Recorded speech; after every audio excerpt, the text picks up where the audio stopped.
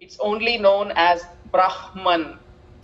Brahman does not have a gender, does not have a name, except a reference like Brahman just to be able to talk about it, and does not have a form. Okay, and this is the God of the Hindus with a capital G.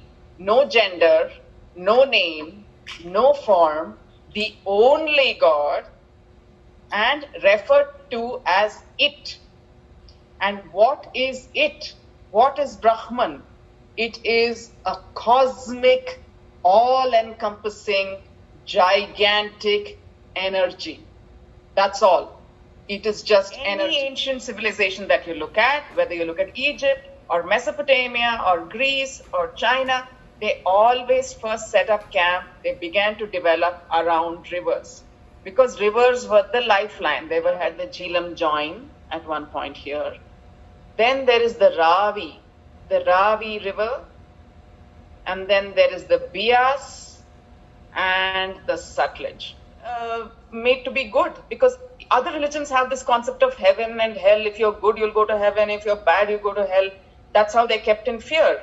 Here, there is no concept of that. So how do you get Hindus to behave, to be nice, to be good, to follow the rules? You tell them about karma.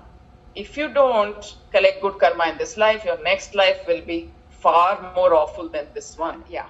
So who would be your gods if you came from this kind of, yes, sun, rain, what else? Do you see a similarity with Greek and Roman gods or Egyptian gods? All the early civilizations, all the ancient human civilizations always looked up to the elements of nature as their gods, right? Because that's what they were full of wonder looking at.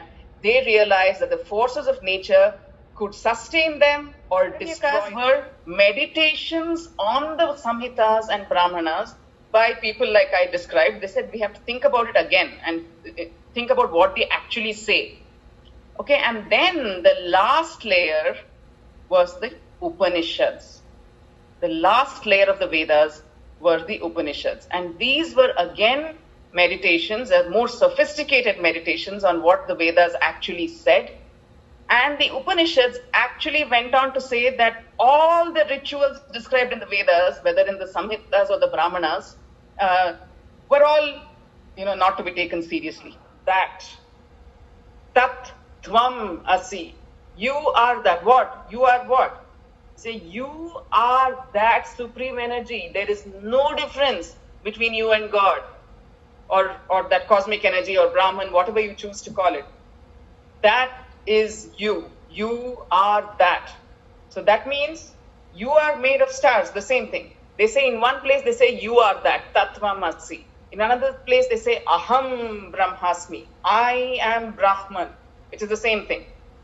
Then another place, they say I am Atma Brahma. My Atman is the same as Brahman. There is no difference. Okay, this makes, and the other one, the last one, the fourth Mahavakya, they say Prajnanam Brahma, which means awareness, knowledge is part of the Mahabharata. The Mahabharata is one of the two great epics of India. We have the Mahabharata and we have the Ramayana, the two great epics. The Mahabharata is by far the longer epic, and it is in fact the longest epic poem in the world across any culture. And the Mahabharata has 100,000 shlokas, which makes it the perfect holiday homework. Learn it by heart, because nothing was written down anyway. Okay, so learn the Mahabharata by heart. So 100,000 shlokas. Of these 100,000 shlokas, only 700 form the Bhagavad Gita.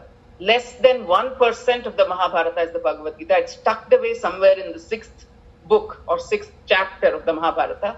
And yet, these 700 verses are far more famous than the Mahabharata itself, and are loved and revered by, not just by Hindus, not just by Indians, but by people all over the world, because it is seen as a book of wisdom, not a religious book, just a book of great wisdom and eternal truths that can help all of us live better lives. So what is the Bhagavad Gita about? The Mahabharata is the tale of a